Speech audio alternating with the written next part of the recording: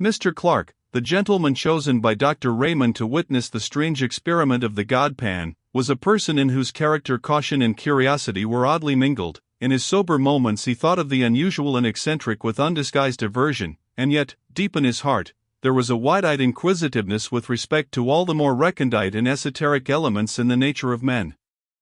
The latter tendency had prevailed when he accepted Raymond's invitation, for though his considered judgment had always repudiated the doctor's theories as the wildest nonsense, yet he secretly hugged a belief in fantasy, and would have rejoiced to see that belief confirmed. The horrors that he witnessed in the dreary laboratory were to a certain extent salutary. He was conscious of being involved in an affair not altogether reputable, and for many years afterwards he clung bravely to the commonplace, and rejected all occasions of occult investigation. Indeed, on some homeopathic principle, he for some time attended the séances of distinguished mediums, hoping that the clumsy tricks of these gentlemen would make him altogether disgusted with mysticism of every kind, but the remedy, though caustic, was not efficacious. Clark knew that he still pined for the unseen, and little by little, the old passion began to reassert itself, as the face of Mary, shuddering and convulsed with an unknown terror, faded slowly from his memory. Occupied all day in pursuits both serious and lucrative, the temptation to relax in the evening was too great, especially in the winter months, when the fire cast a warm glow over his snug bachelor apartment, and a bottle of some choice claret stood ready by his elbow. His dinner digested, he would make a brief pretense of reading the evening paper, but the mere catalogue of news soon palled upon him, and Clark would find himself casting glances of warm desire in the direction of an old Japanese bureau, which stood at a pleasant distance from the hearth. Like a boy before a jam closet, for a few minutes he would hover indecisive, but lust always prevailed, and Clark ended by drawing up his chair, lighting a candle, and sitting down before the bureau. Its pigeonholes and drawers teemed with documents on the most morbid subjects, and in the well reposed a large manuscript volume, in which he had painfully entered the gems of his collection. Clark had a fine contempt for published literature. The most ghostly story ceased to interest him if it happened to be printed. His sole pleasure was in the reading, compiling, and rearranging what he called his memoirs to prove the existence of the devil, and engaged in this pursuit the evening seemed to fly and the night appeared too short. On one particular evening, an ugly December night, black with fog, and raw with frost, Clark hurried over his dinner, and scarcely deigned to observe his customary ritual of taking up the paper and laying it down again. He paced 2 or 3 times up and down the room, and opened the bureau, stood still a moment, and sat down. He leant back, absorbed in one of those dreams to which he was subject, and at length drew out his book, and opened it at the last entry. There were 3 or 4 pages densely covered with Clark's round, set penmanship, and at the beginning he had written in a somewhat larger hand: "Singular narrative told me by my friend, Dr. Phillips. He assures me that all the facts related therein are strictly and wholly true, but refuses to give either the surnames of the persons concerned, or the place where these extraordinary events occurred." Mr. Clark began to read over the account for the 10th time, glancing now and then at the pencil notes he had made when it was told him by his friend.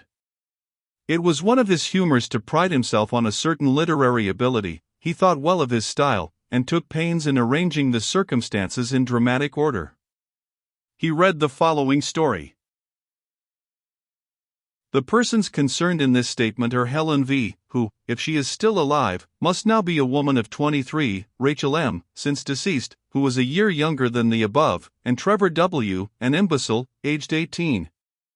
These persons were at the period of the story inhabitants of a village on the borders of Wales, a place of some importance in the time of the Roman occupation, but now a scattered hamlet, of not more than 500 souls. It is situated on rising ground, about 6 miles from the sea, and is sheltered by a large and picturesque forest. Some 11 years ago, Helen V. came to the village under rather peculiar circumstances. It is understood that she, being an orphan, was adopted in her infancy by a distant relative, who brought her up in his own house until she was 12 years old. Thinking, however, that it would be better for the child to have playmates of her own age, he advertised in several local papers for a good home and a comfortable farmhouse for a girl of 12, and this advertisement was answered by Mr. R., a well-to-do farmer in the above-mentioned village.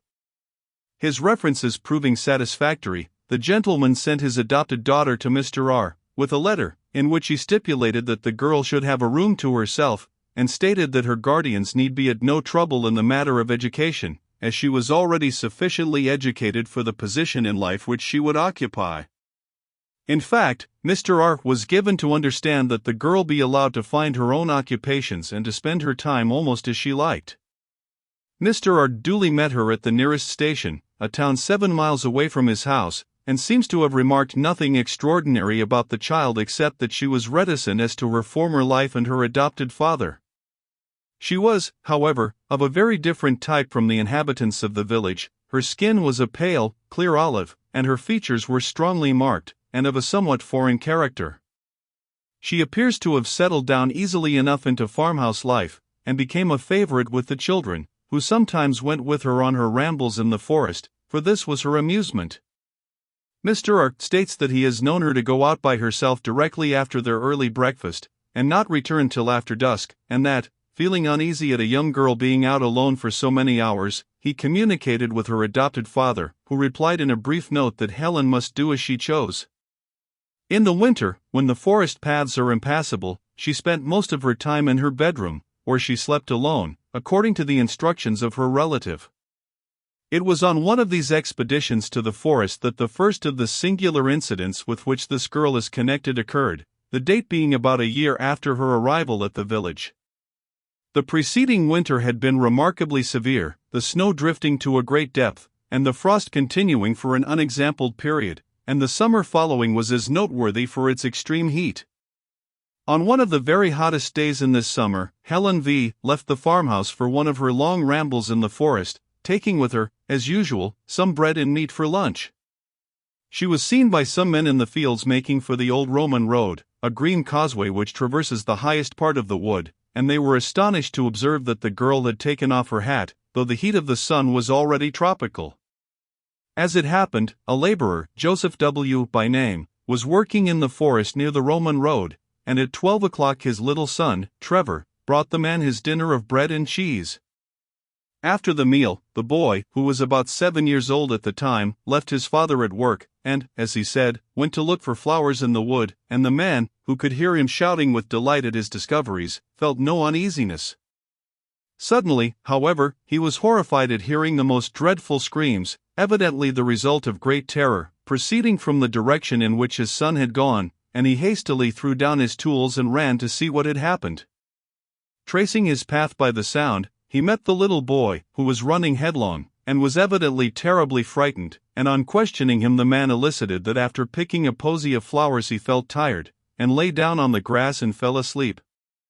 He was suddenly awakened, as he stated, by a peculiar noise, a sort of singing he called it, and on peeping through the branches he saw Helen V. playing on the grass with a strange naked man, who he seemed unable to describe more fully. He said he felt dreadfully frightened and ran away crying for his father.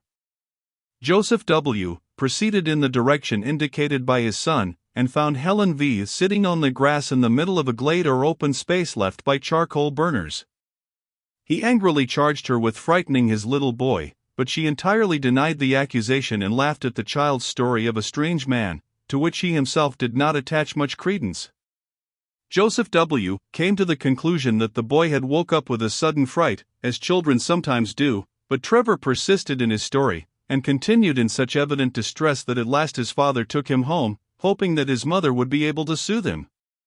For many weeks, however, the boy gave his parents much anxiety. He became nervous and strange in his manner, refusing to leave the cottage by himself, and constantly alarming the household by waking in the night with cries of the man in the wood. "Father! Father!" In course of time, however, the impression seemed to have worn off, and about 3 months later he accompanied his father to the home of a gentleman in the neighborhood, for whom Joseph W. occasionally did work. The man was shown into the study, and the little boy was left sitting in the hall, and a few minutes later, while the gentleman was giving W. his instructions, they were both horrified by a piercing shriek and the sound of a fall, and rushing out they found the child lying senseless on the floor, his face contorted with terror. The doctor was immediately summoned, and after some examination he pronounced the child to be suffering from a kind of fit, apparently produced by a sudden shock. The boy was taken to one of the bedrooms, and after some time recovered consciousness, but only to pass into a condition described by the medical man as one of violent hysteria. The doctor exhibited a strong sedative, and in the course of 2 hours pronounced him fit to walk home, but in passing through the hall the paroxysms of fright returned and with additional violence. The father perceived that the child was pointing at some object, and heard the old cry, "The man in the wood," and looking in the direction indicated saw a stone head of grotesque appearance, which had been built into the wall above one of the doors. It seems the owner of the house had recently made alterations in his premises, and on digging the foundations for some offices, the men had found a curious head, evidently of the Roman period, which had been placed in the manner described. The head is pronounced by the most experienced archaeologists of the district to be that of a faun or satyr, **. Dr. Phillips tells me that he has seen the head in question, and assures me that he has never received such a vivid presentment of intense evil. From whatever cause arising, this second shock seemed too severe for the boy Trevor, and at the present date he suffers from a weakness of intellect, which gives but little promise of amending. The matter caused a good deal of sensation at the time, and the girl Helen was closely questioned by Mr. R., but to no purpose, she steadfastly denying that she had frightened or in any way molested Trevor. The second event with which this girl's name is connected took place about 6 years ago, and is of a still more extraordinary character. At the beginning of the summer of 1882, Helen contracted a friendship of a peculiarly intimate character with Rachel M., the daughter of a prosperous farmer in the neighborhood. This girl, who was a year younger than Helen, was considered by most people to be the prettier of the two, though Helen's features had to a great extent softened as she became older. The two girls, who were together on every available opportunity, presented a singular contrast, the one with her clear, olive skin and almost Italian appearance, and the other of the proverbial red and white of our rural districts.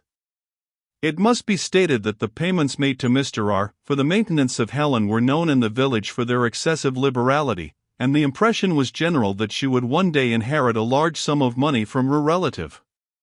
The parents of Rachel were therefore not averse from their daughter's friendship with the girl, and even encouraged the intimacy, though they now bitterly regret having done so. Helen still retained her extraordinary fondness for the forest, and on several occasions Rachel accompanied her, the two friends setting out early in the morning, and remaining in the wood until dusk. Once or twice after these excursions Mrs. M. thought her daughter's manner rather peculiar. She seemed languid and dreamy, and as it has been expressed, different from herself, but these peculiarities seem to have been thought too trifling for remark. One evening, however, after Rachel had come home, her mother heard a noise which sounded like suppressed weeping in the girl's room, and on going in found her lying, half undressed, upon the bed, evidently in the greatest distress.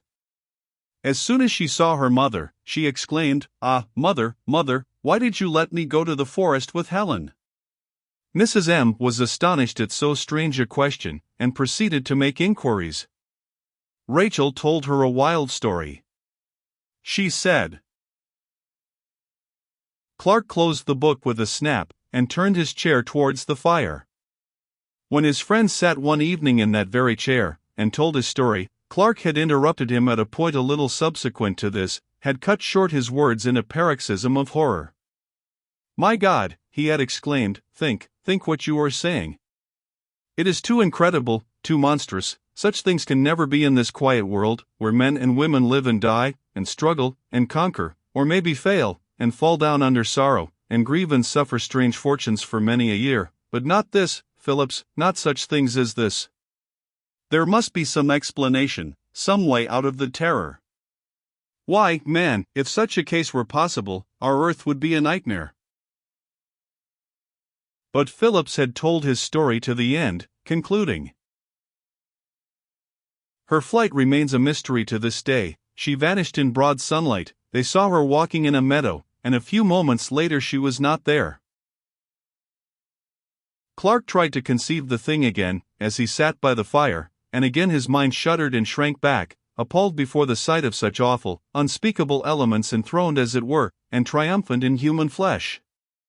Before him stretched the long dim vista of the green causeway in the forest, as his friend had described it. He saw the swaying leaves and the quivering shadows on the grass, he saw the sunlight and the flowers, and far away, far in the long distance, the two figures moved toward him. One was Rachel, but the other?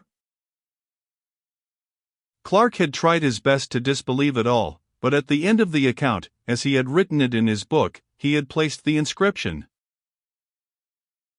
Ite diabolus incarnatus est ite homo factus est.